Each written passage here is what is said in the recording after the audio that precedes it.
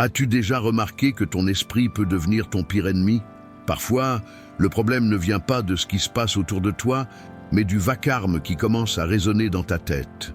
Une petite pensée, un souvenir, une phrase lâchée par quelqu'un, et soudain, tout semble se retourner contre toi. Le plus étonnant, c'est que personne n'apprend vraiment à penser. Dès l'enfance, on nous enseigne à faire des calculs, à retenir des dates, à réciter des réponses toutes faites, mais jamais à maîtriser notre propre esprit. Et c'est là que le désordre s'installe. La pensée négative s'infiltre doucement. Au début, elle paraît inoffensive. Un doute, une remarque, une comparaison. Mais si tu ne la remarques pas, elle grandit, prend de la place, déforme ta vision des choses. Ce qui semblait simple devient difficile. Une erreur devient un échec. Un retard se transforme en catastrophe. Le cerveau humain a une tendance naturelle à se concentrer sur le danger. C'est un vieux réflexe de survie. Mais ce qui servait jadis à fuir les prédateurs est devenu aujourd'hui un poison discret. L'esprit moderne ne combat plus des tigres, il combat des inquiétudes. Et quand ces inquiétudes ne sont pas gérées, elles créent un ennemi invisible, le pessimisme. Le pessimisme est subtil. Il ne crie pas, il murmure que tu n'es pas à la hauteur, que tu n'y arriveras jamais, que le monde est injuste. Et le pire, c'est que lorsque tu crois à ces voix, ton corps réagit. Le cœur s'accélère, l'estomac se noue, le sommeil disparaît. Tu vis dans un état d'alerte permanent, comme si tu étais toujours sur le point de tout perdre. Les stoïciens appelaient cela l'agonie du désordre intérieur. Ils savaient qu'un esprit sans direction devient l'esclave de ses émotions. Marc Aurèle disait « Ton esprit prend la couleur de tes pensées ». Autrement dit, si tes pensées sont sombres, tout te semblera noir. Mais si elles sont claires, même les difficultés paraîtront lumineuses. Le premier pas vers la pensée positive, ce n'est pas de faire semblant que tout va bien. C'est de reconnaître le chaos mental et d'en comprendre l'origine. C'est d'observer ce qui se passe à l'intérieur et de te demander « est-ce réel ou juste la peur déguisée ?» Imagine ton esprit comme une pièce encombrée. Il y a des objets précieux, d'autres inutiles. Tant que tu ne ranges pas, tu trébuches sur tout. Penser positivement, c'est faire ce rangement. C'est remettre chaque chose à sa place. Ce n'est pas nier le mauvais, mais l'empêcher de tout envahir. Quand tu penses négativement, ton cerveau cherche des preuves pour valider cette pensée. C'est comme porter des lunettes au vert foncé. Tu vois le monde en gris. Mais si tu changes ton regard, ton cerveau change sa recherche. Il commence à chercher des raisons d'espérer. Ce n'est pas une question de chance, mais de direction. Sénèque écrivait « Nous souffrons plus dans notre imagination que dans la réalité ». Et c'est vrai. Combien de fois as-tu perdu le sommeil pour quelque chose qui n'est jamais arrivé? Combien de conversations imaginaires as-tu eues avec des gens qui ne diront peut-être jamais un mot? Voilà le piège de l'esprit désordonné. Il t'enferme dans un labyrinthe de suppositions. La philosophie stoïcienne enseigne que penser est un choix. Tu ne peux pas empêcher une pensée d'arriver, mais tu peux choisir si elle reste. C'est comme quelqu'un qui frappe à ta porte. Il peut sonner, mais il n'entre que si tu ouvres. L'esprit négatif frappe sans arrêt. La vraie question c'est, vas-tu le laisser entrer ou simplement l'observer passer? La pensée positive stoïcienne n'a rien à voir avec les phrases toutes faites ou les mantras creux. C'est une question de conscience. C'est reconnaître quand ton esprit se laisse dominer et dire « pas aujourd'hui ». C'est choisir le calme au milieu du tumulte. C'est regarder la peur sans s'y fondre.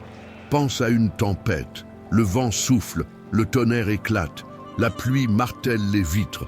Tu ne contrôles pas le ciel, mais tu peux choisir de ne pas sortir te tremper. Il en va de même pour tes pensées. Tu ne contrôles pas ce qui arrive, mais tu décides de ce qui reste. Marc Aurèle, même empereur de Rome, écrivait chaque jour pour se rappeler de garder l'esprit tranquille. Il affrontait des guerres, des trahisons, des épidémies, et malgré tout, il choisissait la sérénité. Pourquoi? Parce qu'il savait que perdre la paix intérieure, c'est perdre tout le reste. La négativité est comme la rouille. Elle commence petite, mais se répand si on ne la nettoie pas.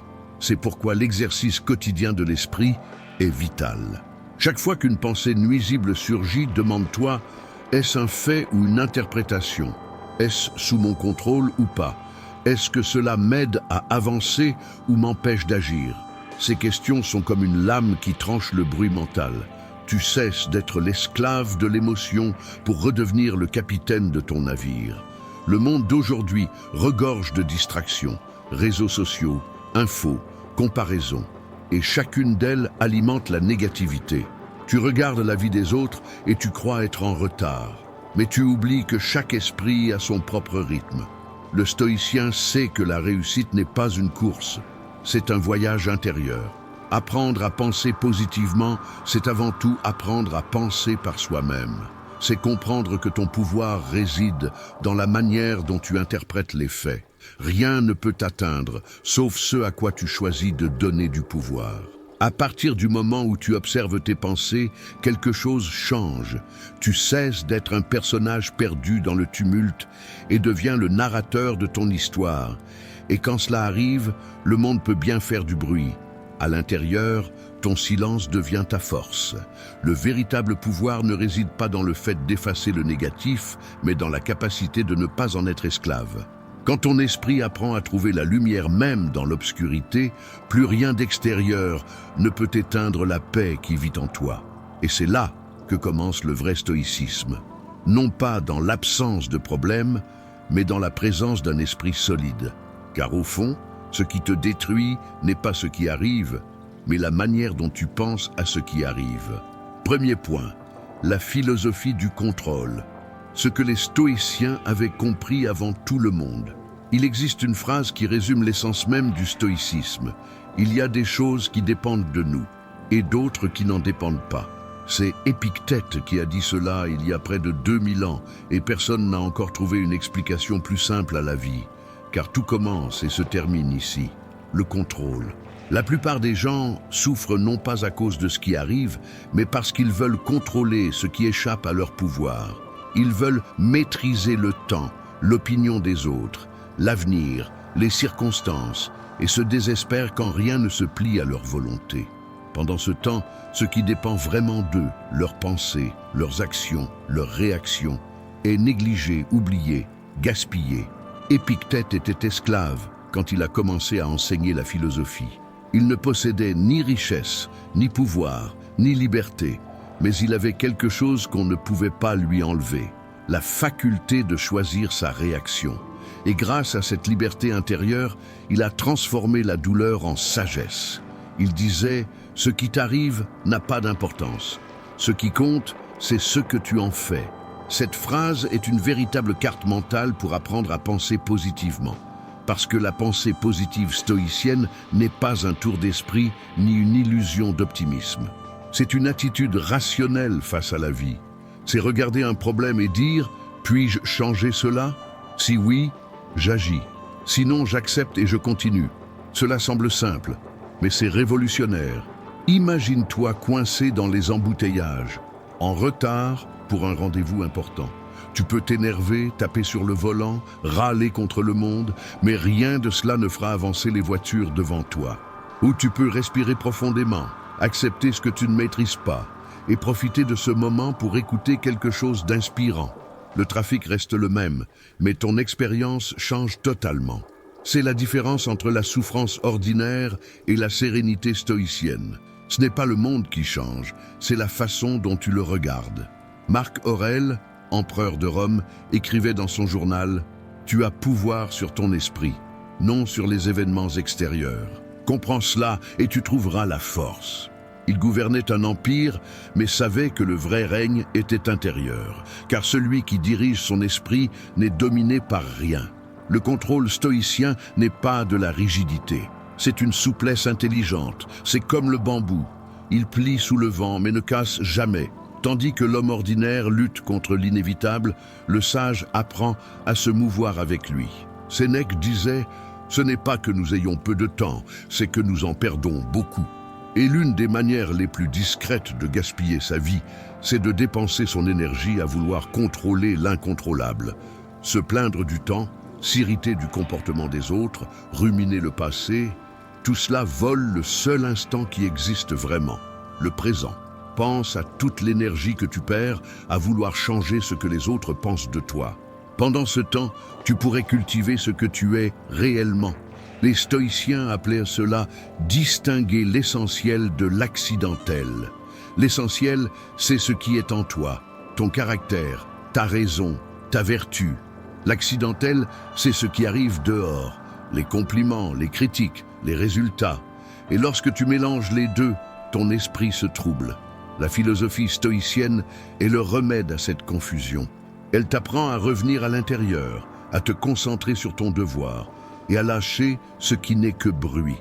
C'est cela, la vraie liberté. L'esprit moderne est en conflit permanent avec la réalité. Il voudrait que les gens agissent autrement, que les jours soient plus doux, que le passé change. Mais la réalité ne se plie pas au désir. Ce qui peut plier et se renforcer, c'est ta manière de la voir. Épictète disait à ses élèves: quand quelqu'un t'irrite, rappelle-toi que ce n'est pas la personne qui te trouble, mais ton jugement sur elle. Cette phrase change tout, parce que le monde est neutre. C'est ton esprit qui colore les expériences. Deux hommes peuvent vivre la même situation, perdre leur emploi par exemple. L'un y voit une tragédie, l'autre un nouveau départ. Le fait est le même, mais le sens diffère. Et c'est ce sens qui façonne la vie. Voilà le secret des stoïciens. Ils ne cherchaient pas d'abord à changer le monde. Ils commençaient par se changer eux-mêmes. Et quand l'esprit change, la réalité suit un nouveau chemin. Apprendre à penser positivement, c'est apprendre à choisir le bon angle. C'est détourner le regard de ce que tu ne contrôles pas et le poser sur ce que tu maîtrises. C'est cesser de réagir machinalement et commencer à agir avec conscience. Quand tu fais cela, tu ressens une paix qui ne dépend de rien d'extérieur. Le chaos peut régner dehors, mais en toi, il y a de l'ordre. Le bruit peut être partout, mais en toi règne le silence. L'injustice peut exister, mais à l'intérieur, il y a une justice intime. Les stoïciens appelaient cela ataraxie, la tranquillité inébranlable de l'esprit. Ce n'est pas de l'indifférence, c'est de la maîtrise. C'est savoir qu'importe ce qui arrive, tu restes entier. Aujourd'hui, nous vivons dans une époque où tout change sans arrêt. Les actualités, les opinions, les marchés, les relations. Et ceux qui ne comprennent pas ce qu'ils peuvent contrôler se perdent dans ce flux. Mais le stoïcien, lui, reste stable, car il ne dépend pas de l'extérieur pour aller bien. Il dépend uniquement de sa conduite. Sénèque a écrit « Le destin guide ceux qui l'acceptent et traîne ceux qui le refusent. » Voilà la différence entre vivre en paix et vivre dans la douleur. Accepter le cours de la vie, ce n'est pas renoncer, c'est avancer avec intelligence. C'est reconnaître que la vraie force ne réside pas dans le fait de résister à tout, mais dans la capacité à s'accorder avec ce qui est. Et quand tu comprends cela, la pensée positive cesse d'être un effort. Elle devient naturelle. Tu commences à voir le bon côté des choses, non pas pour te mentir, mais parce que tu saisis que tout a un sens, même ce qui fait mal. Apprendre à penser comme un stoïcien, c'est apprendre à faire confiance à son propre discernement. C'est regarder la vie avec sérénité et courage. C'est comprendre que, pendant que beaucoup essaient de changer le monde, le vrai pouvoir se trouve dans la manière dont on choisit de le regarder. Et quand ton regard change, ton destin change aussi. Deuxième point, le cycle de la négativité et comment il détruit la concentration. La négativité agit comme une chaîne invisible. Tu ne remarques pas quand elle commence à t'enserrer, mais tu ressens son poids dès que tu veux avancer. Elle s'infiltre lentement, déguisée en réalisme, en prudence ou en « je veux juste éviter les déceptions ». Et sans t'en rendre compte, tu te retrouves enfermé dans un cycle qui épuise ton énergie, brouille ton esprit et détruit ton attention. La pensée négative ne naît jamais de rien. Elle vient de 3 sources principales: la peur, la comparaison et la culpabilité. La peur te paralyse, la comparaison te fait oublier qui tu es et la culpabilité te retient prisonnier du passé. Ces 3 forces forment un piège parfait pour quiconque n'a pas encore appris à dominer son esprit. La peur invente des histoires fausses. Tu imagines tout ce qui pourrait mal tourner et ton corps y croit. Ton cœur s'emballe, ta respiration se modifie, ton ventre se noue.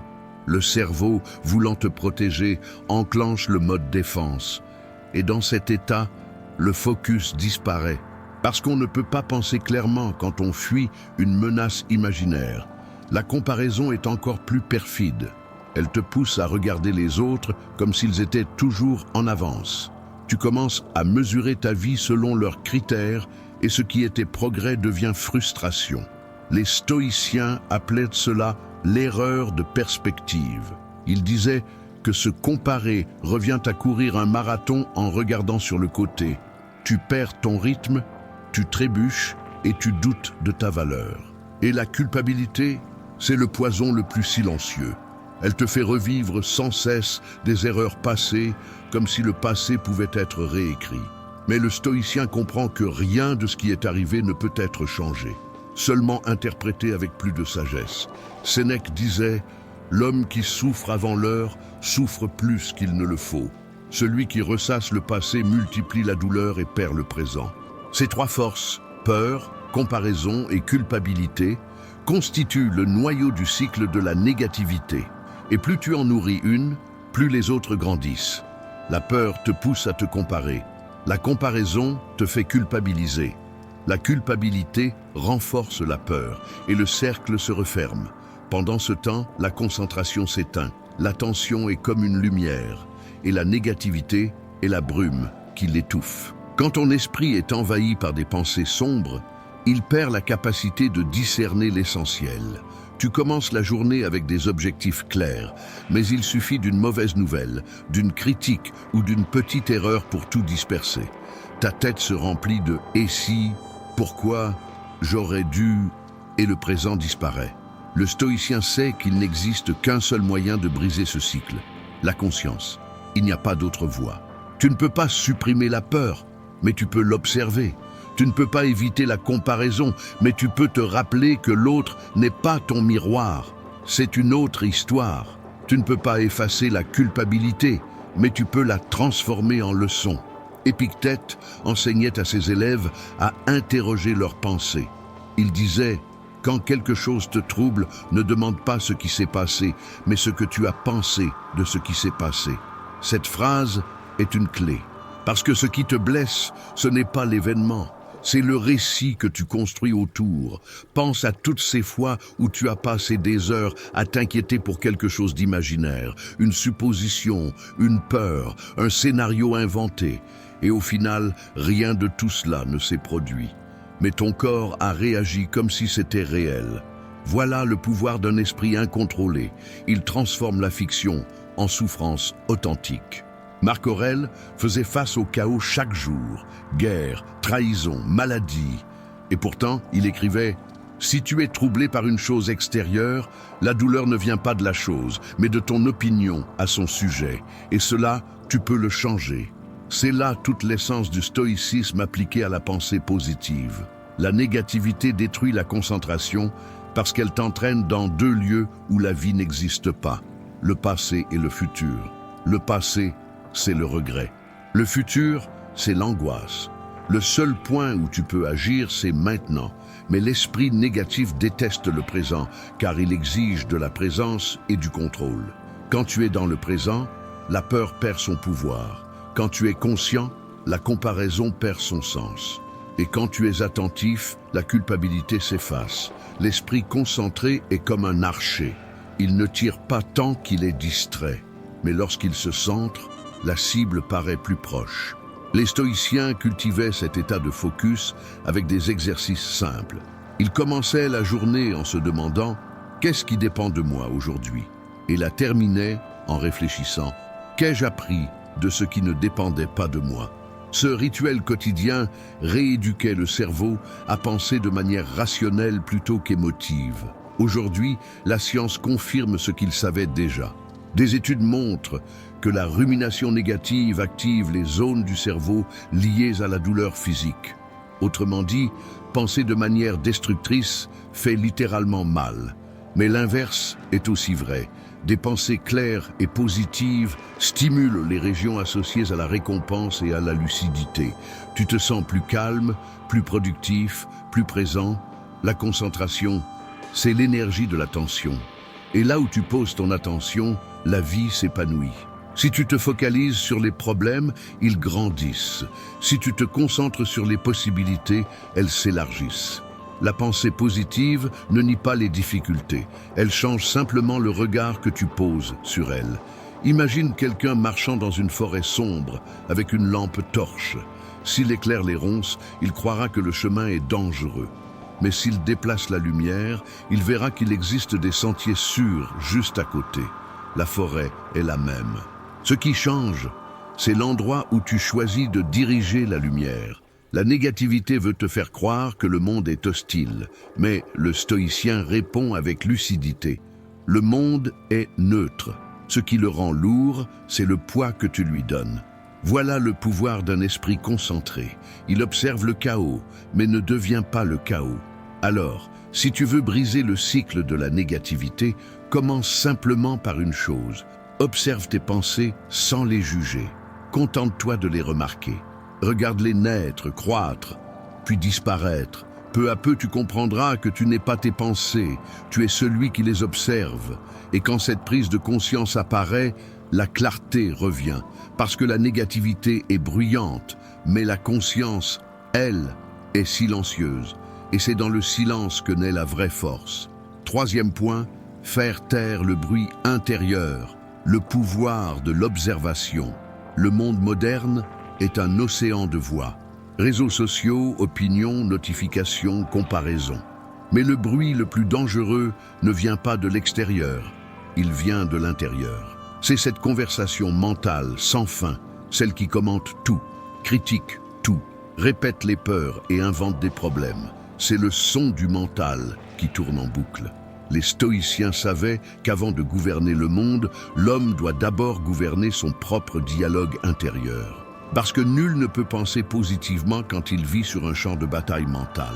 C'est pourquoi le silence intérieur n'est pas un luxe, c'est une nécessité vitale. Sénèque écrivait « Celui qui est esclave de lui-même ne sera libre nulle part ». Cette phrase n'a jamais été aussi actuelle. Aujourd'hui, les gens ont la tête pleine, mais l'esprit vide. Trop d'informations, pas assez de réflexion, trop d'opinions, peu de conscience. Ils réagissent à tout, mais n'observent rien. La philosophie stoïcienne enseigne que la première étape pour retrouver la clarté, c'est d'observer ses pensées. Aussi simple que cela.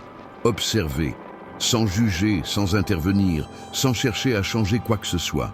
Juste voir ce que ton esprit fait. Imagine que tes pensées sont comme des nuages dans le ciel. Tu peux les regarder passer, changer de forme, et réaliser qu'aucun d'eux n'est le ciel lui-même. Le ciel, c'est toi, l'observateur. Les pensées, ce n'est que la météo intérieure toujours en mouvement. Épictète disait « Si tu veux être invincible, ne lutte pas pour ce qui ne dépend pas de toi. » Et même si les pensées semblent incontrôlables, on peut les apprivoiser grâce à l'observation. Quand tu observes, tu crées une distance. Et là où il y a de la distance, il y a de la liberté. Regarde ce qui se passe quand tu n'es pas attentif. Quelqu'un te dit quelque chose de désagréable et ton esprit réagit avant même que tu t'en rendes compte. La colère monte, ton cœur s'emballe, ton ego veut répondre. Mais si, au milieu de cette réaction, tu respires et observes, l'élan s'effondre. Ce qui semblait urgent perd de sa force, car l'observation agit comme une pause entre le stimulus et la réponse. Et dans cette pause réside le pouvoir. Marc Aurèle a écrit dans ses Pensées pour moi-même. Entre ce qui arrive et ce que tu ressens, il y a un espace. Dans cet espace se trouve ta liberté et ta puissance. Voilà l'essence de la pensée positive stoïcienne. Créer un espace entre le monde et ce qu'il éveille en toi. Quand tu apprends à observer, tu réalises que la plupart de tes pensées ne sont que des habitudes mentales, des répétitions automatiques de peur, de doute, de comparaison.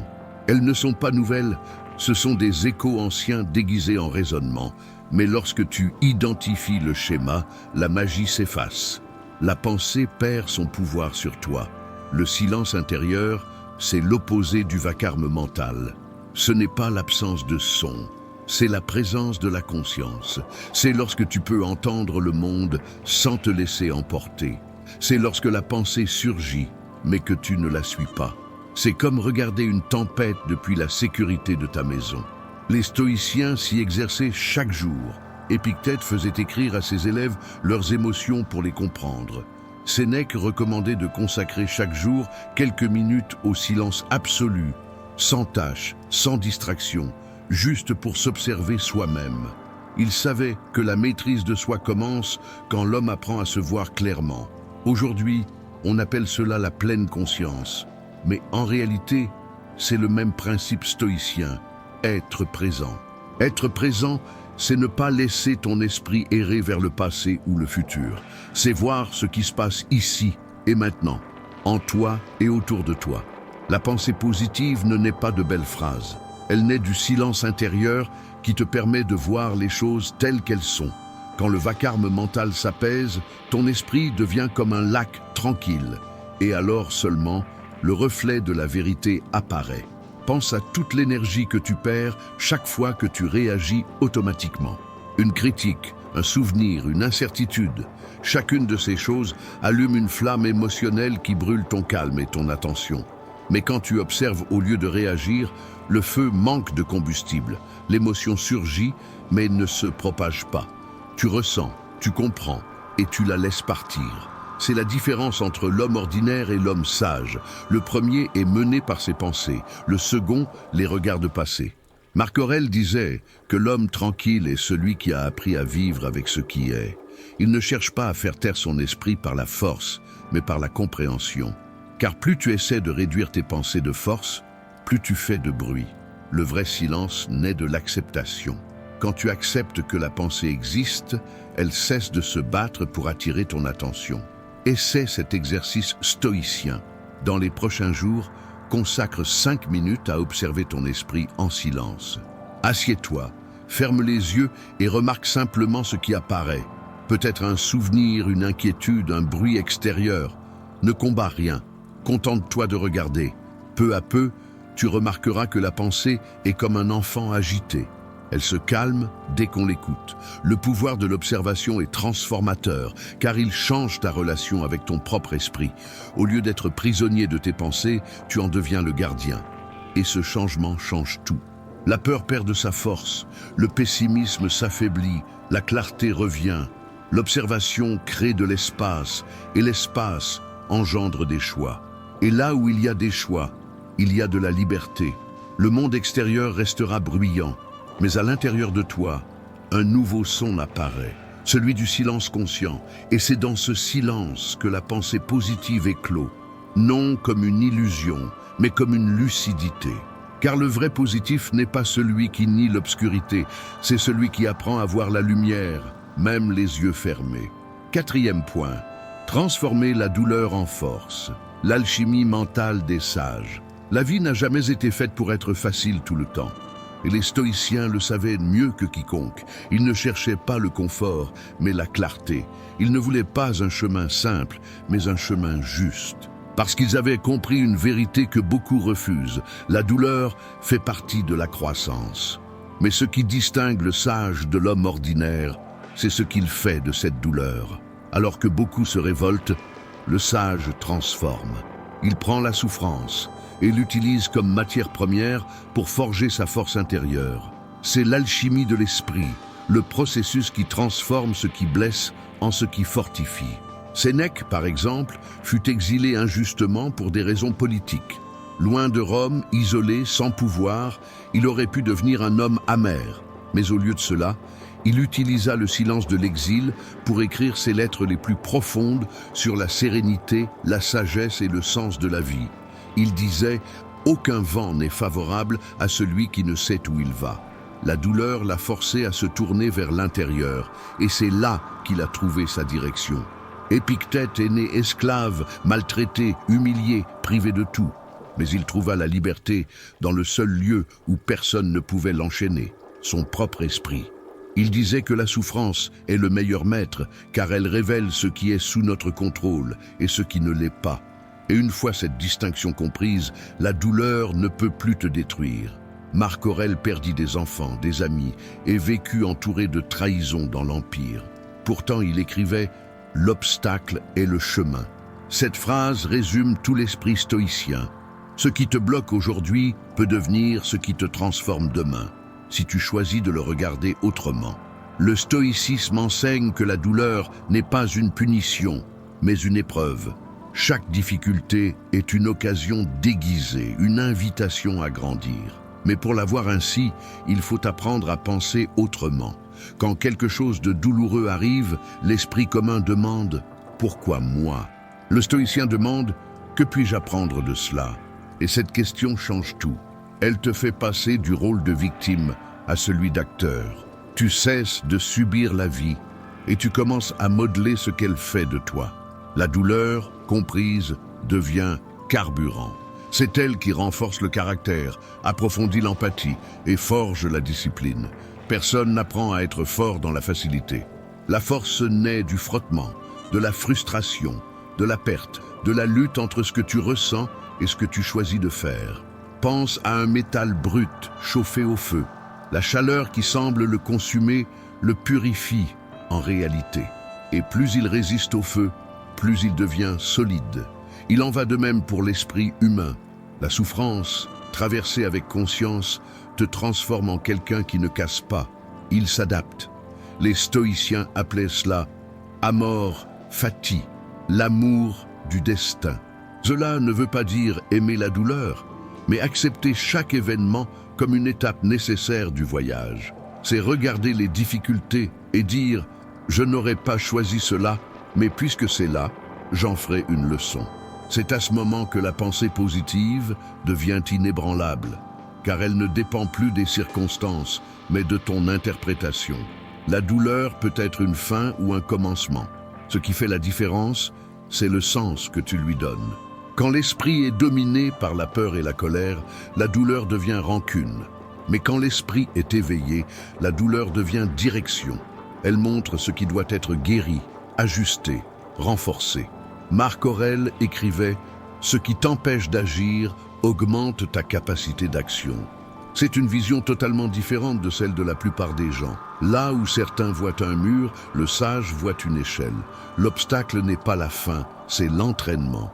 Les stoïciens ne croyaient pas à la malchance, ils croyaient à la préparation. Quand la vie frappe, l'homme préparé transforme le coup en élan. Et quand cela devient une habitude, plus rien n'effraie. Parce que l'esprit apprend à dire « si c'est là, c'est que je peux le supporter ». Transformer la douleur en force, c'est aussi comprendre le temps. Toute blessure ne guérit pas vite, et le stoïcien l'accepte avec patience. Il sait que le temps fait partie du processus de guérison, et que la souffrance n'a pas besoin d'être niée, seulement traversée avec lucidité. Alors que l'homme ordinaire s'empresse d'éteindre le feu, le sage l'observe, jusqu'à comprendre ce qu'il est venu consumer. Imagine un arbre qui grandit au milieu d'une tempête, le vent le plie, la pluie le frappe, mais cette pression renforce ses racines. La vie agit de la même façon avec l'esprit humain. Chaque épreuve pousse une racine plus profondément pour que tu ne tombes pas lorsque le prochain vent soufflera. Sénèque disait « L'adversité réveille des talents qui, dans la facilité, seraient restés endormis ». Et c'est peut-être pour cela que les plus grands bons de l'humanité sont nés dans les crises. L'inconfort éveille la créativité. La perte réveille le sens et la douleur réveille la conscience. Quand tu changes ta relation à la douleur, tu changes ta manière de vivre. Ce qui était un fardeau devient un outil. Ce qui était une blessure devient une cicatrice. Et la cicatrice est la preuve que tu as survécu. La douleur peut être ton pire ennemi ou ton meilleur maître. Tout dépend de la façon dont tu choisis de la voir. Et ce choix, c'est le véritable pouvoir stoïcien. Car au fond, ce qui définit un homme, ce n'est pas ce qu'il fuit, mais ce qu'il supporte. Et celui qui apprend à supporter avec calme apprend aussi à vaincre en silence. 5e point, l'entraînement de l'esprit. La pratique quotidienne de la pensée positive rationnelle. L'esprit est comme un muscle, et comme tout muscle, il a besoin d'un entraînement constant. L'erreur de beaucoup, c'est de croire que la pensée positive est naturelle, un don que certains ont et d'autres pas. Mais les stoïciens savaient que c'est une compétence. Et toute compétence peut être apprise, exercée et renforcée avec le temps. Épictète disait que personne ne naît sage, mais que chacun naît avec la capacité de le devenir. Ce qui détermine cette transformation, ce n'est pas la chance, c'est la discipline mentale. C'est pourquoi la pensée positive stoïcienne ne repose pas sur de jolies phrases, mais sur des pratiques concrètes, des routines qui façonnent l'esprit pour rester calme, même au cœur du chaos. Le premier exercice est simple, mais puissant. Le journal stoïcien. Marc Aurèle le pratiquait chaque jour, écrivant des réflexions qui n'étaient pas destinées au public. C'étaient des dialogues avec lui-même. Il notait ce qu'il avait appris, ses erreurs et ce qu'il pouvait améliorer. Cette habitude développe la conscience, car écrire, c'est organiser ses pensées. Et ce qui semblait confus commence à s'éclaircir. Tu peux commencer ton propre journal avec 3 questions. Qu'est-ce qui est sous mon contrôle aujourd'hui? Qu'est-ce qui m'a fait perdre mon équilibre? Et pourquoi? Qu'ai-je appris de cela? Ces simples questions reprogramment ton esprit pour penser avec clarté. Chaque jour, ton attention se déplace de ce qui te trouble vers ce que tu peux réellement maîtriser. Et c'est là que la pensée positive rationnelle commence à prendre forme. Le deuxième exercice est l'entraînement de la perception. Les stoïciens croyaient que la souffrance ne vient pas des faits, mais de notre interprétation des faits. Alors, chaque fois que quelque chose t'agace, demande-toi, est-ce vraiment mauvais en soi ou est-ce moi qui ai décidé de le voir comme tel? Ce genre de réflexion coupe l'élan émotionnel et redonne le pouvoir du choix. Le problème ne disparaît pas, mais ton esprit refuse d'en être esclave. Sénèque recommandait ce qu'il appelait l'anticipation rationnelle. C'est l'exercice d'imaginer les difficultés possibles avant qu'elles n'arrivent, non pour souffrir à l'avance, mais pour s'y préparer intérieurement. Par exemple, si tu as une réunion importante, pense à ce qui pourrait dérailler et visualise-toi en train de réagir avec calme. Cette pratique apprend à ton esprit à rester stable quand l'imprévu survient. Car l'imprévu cesse d'être une surprise. Il devient simplement une étape du jeu. Le troisième exercice est l'examen du soir. Avant de dormir, Sénèque passait sa journée en revue. Il se demandait « Qu'ai-je bien fait? Qu'aurais-je pu faire mieux? Où ai-je perdu le contrôle ?» Ce moment n'était pas fait pour se blâmer, mais pour se polir. Comme un guerrier aiguise son épée, le stoïcien aiguise son esprit chaque jour. Il sait que la maîtrise de soi est un processus, non une destination. Mais peut-être l'exercice le plus important est celui de la présence. L'esprit incontrôlé saute sans cesse entre le passé et le futur. Il rejoue d'anciennes erreurs et anticipe des problèmes qui n'existent pas encore. Le stoïcien, lui, apprend à le ramener dans le moment présent. Car le présent est le seul lieu où l'action existe. Tu peux pratiquer la présence à tout moment.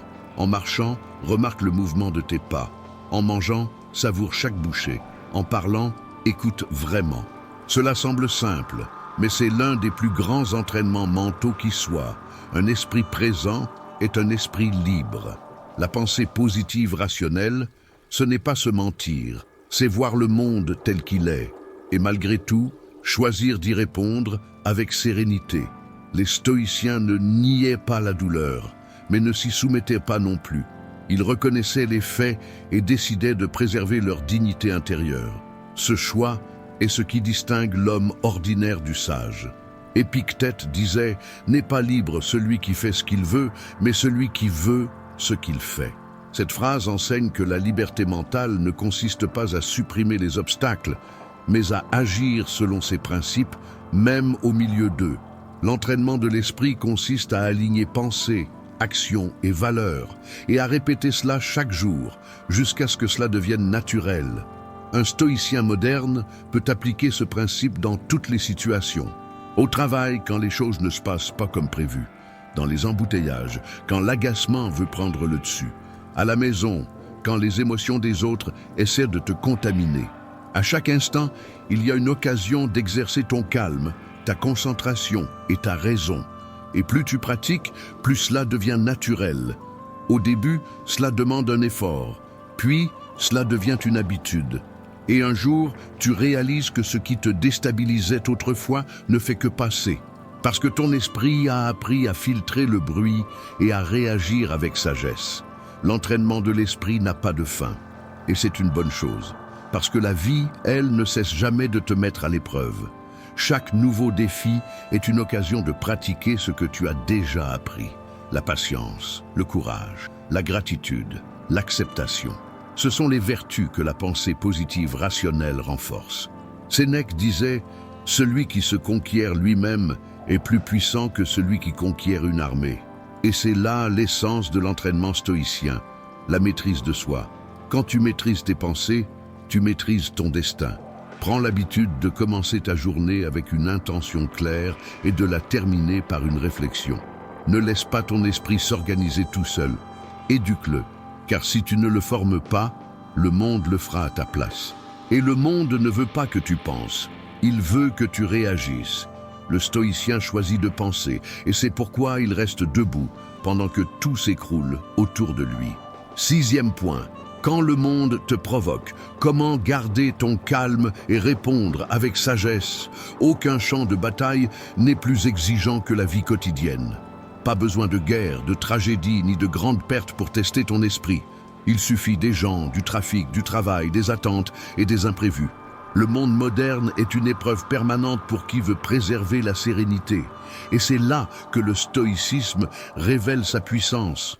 Non pas comme une théorie lointaine, mais comme un art pratique de rester calme au milieu du tumulte. Car le problème n'est jamais ce que l'autre fait, mais ce que tu fais de ce qu'il fait. L'offense ne blesse que si tu décides de la porter. La critique ne te détruit que si tu choisis d'y croire. Et la colère des autres ne t'atteint que si tu lui ouvres la porte. Épictète disait « Quand quelqu'un t'insulte, souviens-toi que ce n'est que son opinion, pas un fait ». Cette phrase devrait être écrite sur chaque écran de téléphone, dans chaque réunion, à chaque coin de rue. Parce que nous vivons entourés de stimuli qui veulent voler notre équilibre. Et le vrai sage n'est pas celui qui ne s'irrite jamais, mais celui qui reconnaît la colère et choisit de ne pas la nourrir. Pense à toutes ces fois où ta journée a été gâchée par une broutille. Un commentaire blessant, un message ignoré, un regard méprisant. Ces petites choses sont des pièges mentaux. Elles testent ta capacité à réagir comme un esclave de l'émotion ou comme le maître de ta raison. Le stoïcien apprend à transformer l'impulsion en observation. Quand le monde le provoque, il s'arrête un instant. Il respire, observe ce qu'il ressent et se demande « Qu'est-ce qui dépend de moi maintenant ?» La plupart du temps, la réponse est simple « Ma réaction ». Et rien que cela change tout. Parce que répondre avec calme n'est pas une faiblesse, c'est une preuve de maîtrise. C'est le contraire de la passivité. C'est le pouvoir de choisir ton propre rythme. Le monde crie, mais le sage parle doucement. Le monde exige, mais le sage observe. Le monde pousse, mais le sage garde sa marche. Marc Aurèle affrontait trahison et attaque constante, et pourtant il écrivait « Si quelqu'un t'offense, il agit selon ce qu'il croit juste. » À toi de décider si cela t'atteint. Cette phrase est un véritable bouclier stoïcien. Elle rappelle que le comportement des autres reflète leur esprit, pas le tien. Et celui qui comprend cela se libère du poids de tout prendre personnellement. Le calme est une forme d'intelligence. C'est la capacité de comprendre que tout ne mérite pas une réponse et que le silence est souvent la plus puissante des réponses. Mais notre époque confond calme et faiblesse. Nous vivons dans un temps où le plus bruyant semble le plus fort et le plus tranquille paraît indifférent. Les stoïciens prouvent l'inverse. L'autocontrôle est la forme la plus pure du pouvoir. Imagine un verre d'eau. Si tu le secoues, l'eau devient trouble et tu ne vois plus rien. Mais si tu le laisses reposer, la saleté retombe et la clarté revient. Ainsi va l'esprit. Plus tu t'agites, plus tu perds la vision. Mais quand tu restes calme, tout devient clair. Même la solution. Les stoïciens ne niaient pas les émotions, ils refusaient seulement d'en être esclaves.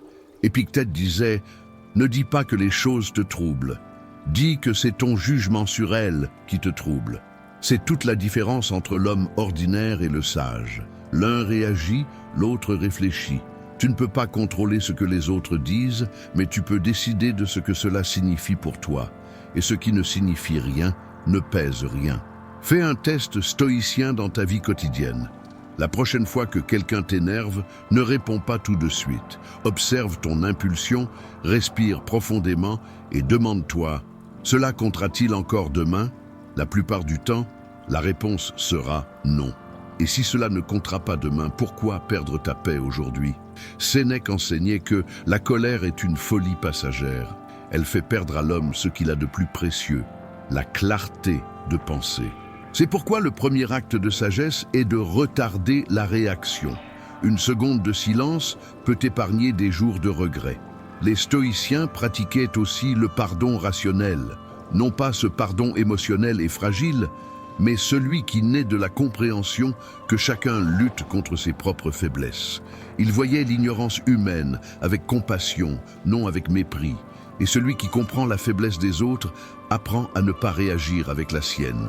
Rester calme ne signifie pas fuir le monde. Cela veut dire s'en approcher avec conscience. Quand le monde te provoque, il t'offre en réalité une occasion de pratiquer ce que tu as appris. Chaque situation difficile est une leçon vivante de stoïcisme. Une remarque injuste, exercice d'humilité. Une perte, exercice d'acceptation. Un retard, exercice de patience. Le monde est une salle d'entraînement pour l'âme. Et plus tu pratiques le calme, plus il devient naturel. Au début, cela semble impossible. Mais avec le temps, tu ressens presque du plaisir à ne pas réagir, à voir le chaos sans t'y perdre, à être le point stable pendant que tout tourne autour. La vraie force est silencieuse. Elle n'a pas besoin de prouver ni de convaincre. Elle sait, tout simplement. Et celui qui vit dans cet état découvre quelque chose de rare, la liberté émotionnelle. Car lorsque le monde ne parvient plus à te faire vaciller, c'est le signe que tu as enfin appris à te connaître. Et un esprit qui se connaît ne se laisse pas provoquer, il comprend. Les stoïciens nous ont laissé cet héritage. Le calme est le bouclier des sages et la réponse des forts. Et chaque provocation est une invitation de la vie à prouver que tu as évolué.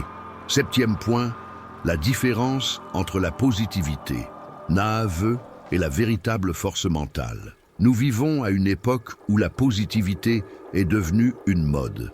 Les réseaux débordent de phrases inspirantes, de promesses de vibrations hautes, et beaucoup pensent qu'il suffit d'avoir de bonnes pensées pour que tout s'arrange. Mais le stoïcisme ne prêche pas cela, car la vraie pensée positive ne consiste pas à nier les problèmes. Elle consiste à les affronter avec lucidité. Les stoïciens n'ont jamais dit que le monde était simple. Ils savaient que la vie apporte perte, douleur, injustice, frustration. La différence, c'est que rien de cela n'était pour eux une raison d'abandonner ou de se plaindre. Ils appelaient cela la vraie force mentale, la capacité de regarder le chaos et de garder raison et sérénité. La positivité naïve, elle, nie la réalité. Elle dit « tout ira bien ». Même quand aucune action ne suit. Elle ferme les yeux sur ce qui va mal et prétend que l'optimisme suffit à tout protéger. Mais le stoïcien pense autrement. Il dit « tout ne se passera pas bien, mais je serai prêt à affronter ce qui viendra ». Et c'est cette forme de positivité qui transforme une vie. La pensée positive, rationnelle, celle des stoïciens, ne cherche pas à éviter la souffrance, mais à lui donner un sens. Parce qu'une douleur inévitable peut devenir un guide, pas un ennemi. Le stoïcien ne sourit pas par naïveté mais par compréhension. Il sait que la maîtrise émotionnelle vient de l'acceptation du réel et de l'action juste. Sénèque disait « Espérer que le monde ne te blesse pas, c'est comme demander à un taureau de ne pas charger. » Une claque de réalité, car pendant que la positivité naïve ignore le taureau, le stoïcien apprend à bouger avec lui, attentif, stable, présent. La vraie force mentale naît de la confrontation avec la vérité. Elle demande du courage pour faire face à la peur, de la patience pour supporter l'inconfort et de la sagesse pour agir sans panique. Celui qui développe cette force n'a pas besoin de feindre la joie. Il peut ressentir la tristesse, la colère, le doute sans s'y perdre. Il ressent, il comprend et il continue. Le problème de la positivité superficielle, c'est qu'elle crée une illusion de contrôle. Elle dit « si tu penses positivement, rien de mal n'arrivera ». Mais c'est faux. Les difficultés viendront toujours. La différence, c'est que celui qui s'est entraîné mentalement saura y faire face sans s'effondrer.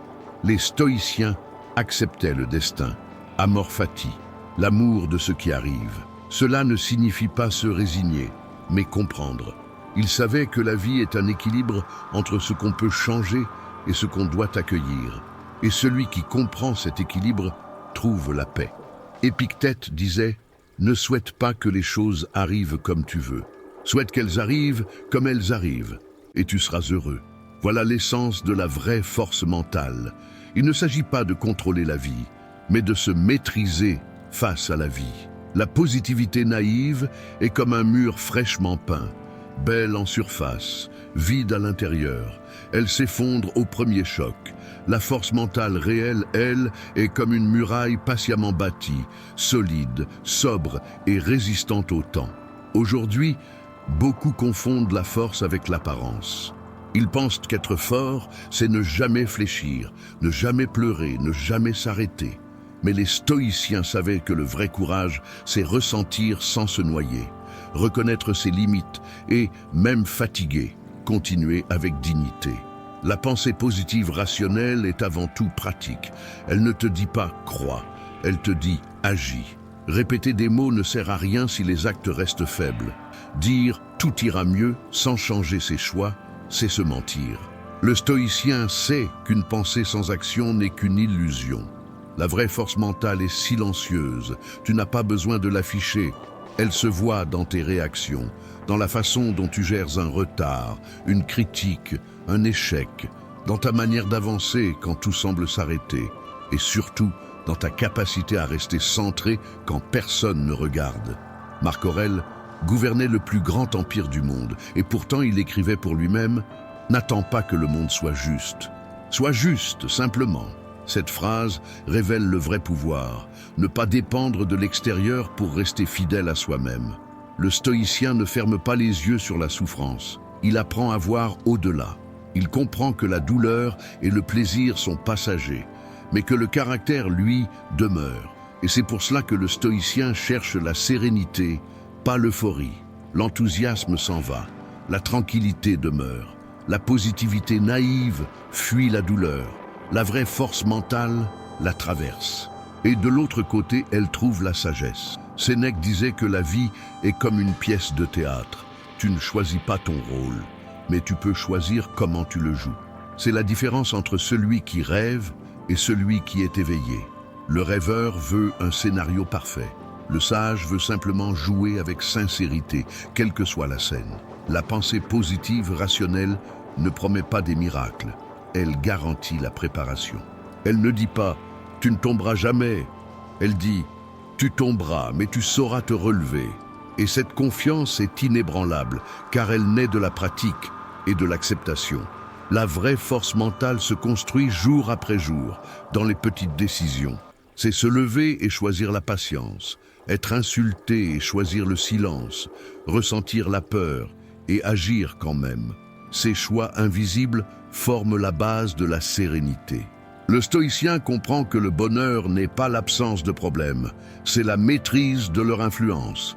C'est la capacité de regarder n'importe quelle situation et de dire « je ne contrôle peut-être pas cela, mais je contrôle la façon dont je vais le traverser ». Et c'est cela la vraie liberté, car celui qui maîtrise son esprit n'est jamais prisonnier des circonstances. Il y a un moment où l'esprit s'éveille. Ce n'est pas un éclair soudain, ni une révélation spectaculaire. C'est un processus silencieux, comme le lever du soleil après une longue nuit. Et ce lever de soleil intérieur, les stoïciens l'appelaient la renaissance de l'esprit. L'instant où ton regard change et tout change avec lui. Pendant longtemps, tu as cru que le monde devait changer pour que tu sois en paix. Mais vient un moment où tu comprends que la transformation commence à l'intérieur. L'esprit est le filtre de la réalité. Et quand ce filtre est nettoyé, le monde paraît neuf, même si rien autour n'a changé. Marc Aurèle disait « La vie est la couleur de tes pensées ». Une phrase simple, mais d'une profondeur immense. Elle montre que le monde que tu vois est le reflet du monde que tu construis en toi. Celui qui s'attend toujours au pire voit des menaces partout. Celui qui a appris à chercher le bien trouve des opportunités, même dans la perte. Reprogrammer l'esprit est un acte de responsabilité. Cela signifie reconnaître que ta manière de penser, de réagir et de ressentir est un choix, même quand cela semble ne pas l'être. Et c'est ce qui sépare ceux qui survivent de ceux qui vivent pleinement. L'esprit négatif est comme un miroir sale. Il déforme tout ce qu'il reflète. Il transforme les défis en tragédie, les critiques en humiliation, les erreurs en condamnation. Mais lorsque tu commences à nettoyer ce miroir, avec patience, connaissance de soi et discipline, tu recommences à voir les choses telles qu'elles sont. Et ce qui paraissait un poids devient un enseignement. Les stoïciens savaient que la pensée façonne l'expérience. Épictète disait « Les hommes ne sont pas troublés par les choses, mais par l'opinion qu'ils en ont. » Reprogrammer son regard, c'est exactement cela. Changer la manière de voir le monde pour transformer la manière de le vivre. La renaissance de l'esprit commence par l'observation consciente. Tu commences à remarquer comment tu penses, ce que tu ressens, ce que tu répètes. Et peu à peu, tu discernes des schémas. Tu réalises peut-être que tu réagis toujours de la même manière à la critique ou que tu t'attends constamment au pire. Ces schémas ne sont pas un destin, ce sont des habitudes mentales et toute habitude peut être changée. Chaque fois que tu interromps une pensée destructrice pour en choisir une nouvelle, tu reprogrammes ton cerveau. La neuroscience confirme ce que les stoïciens savaient déjà. La pensée crée des chemins, et plus tu empruntes un chemin, plus il se renforce. Si tu passes ta vie à nourrir des idées négatives, tu construis une autoroute vers la souffrance. Mais si tu cultives des pensées de clarté, de présence et de but, ton esprit commence à se réorganiser. C'est cela la vraie reconstruction. Non pas changer le monde, mais changer la manière dont tu le comprends. Sénèque disait « Celui qui a une raison de vivre peut supporter n'importe quoi ». Il voulait dire que la perception change dès qu'il y a du sens.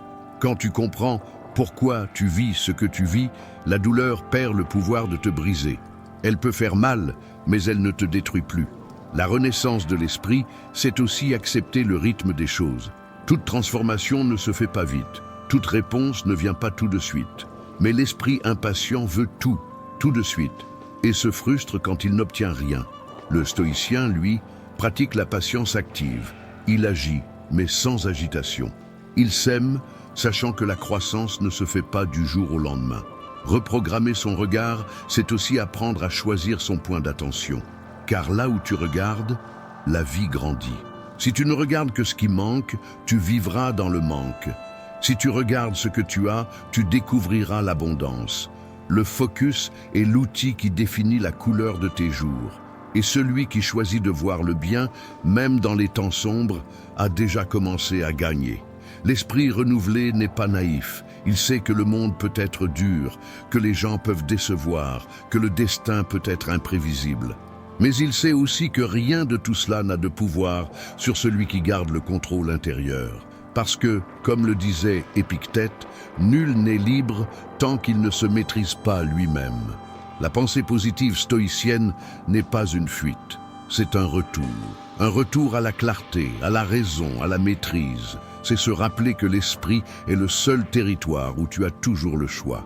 Quand tu commences à regarder la vie avec ce nouvel œil, tout prend un autre sens. Les obstacles deviennent des épreuves, les erreurs deviennent des leçons, les fins deviennent des recommencements. Rien n'est perdu, tout se transforme. Et c'est cela, la véritable renaissance. Cesser d'être prisonnier des circonstances et devenir l'auteur de sa propre histoire. Marc Aurèle affronta les pestes, les guerres et les trahisons, mais écrivait encore « Vis en accord avec la nature, et jamais tu ne te sentiras perdu ». Il comprenait que la nature humaine est faite pour s'adapter, croître et s'épanouir, même sur un terrain difficile. C'est pourquoi l'esprit renouvelé ne cherche pas la perfection, mais l'équilibre. Reprogrammer son regard, ce n'est pas effacer le passé, c'est se réconcilier avec lui. C'est dire « cela m'a façonné, cela m'a appris, et désormais je continue avec plus de conscience ». Quand l'esprit comprend cela, la vie cesse d'être une lutte et devient un apprentissage. Et le plus beau, c'est que ce processus ne s'arrête jamais. Chaque jour apporte un nouvel exercice, une nouvelle épreuve, une nouvelle occasion de réagir avec plus de sagesse. Tu ne te réveilles pas éclairé, mais tu te réveilles prêt. Et cela suffit. L'esprit stoïcien renaît chaque jour. Il tombe, mais se relève. Il souffre, mais comprend. Il perd, mais avance. Et à chaque aube, il choisit de recommencer. Non parce que le monde a changé, mais parce qu'il a changé sa façon de le voir. Au fond, c'est cela que la vraie pensée positive enseigne. La réalité peut rester la même, mais si ton regard change, tout change. En fin de compte, ce qui transforme le plus ta vie, ce n'est pas ce que tu obtiens, mais ce que tu apprends à maîtriser. Et l'esprit est le premier territoire de cette conquête. Quand tu triomphes de la peur, du bruit et du doute en toi, le monde entier prend une autre couleur. Tu n'as pas besoin de tout contrôler. Tu dois simplement maîtriser ton regard. Car la manière dont tu regardes la vie détermine la manière dont tu la vis. Et quand ton regard devient clair, même les jours sombres prennent un sens sacré. Si cette vidéo t'a fait réfléchir, t'a aidé à respirer plus calmement ou t'a rappelé que le pouvoir est en toi, alors partage ce message avec quelqu'un qui a besoin de clarté. Laisse ton like, abonne-toi à la chaîne, commente la vidéo et soutiens ce travail en cliquant sur le bouton « Merci beaucoup ». Car au fond, diffuser la sagesse, c'est encore pratiquer le stoïcisme en silence, mais avec intention.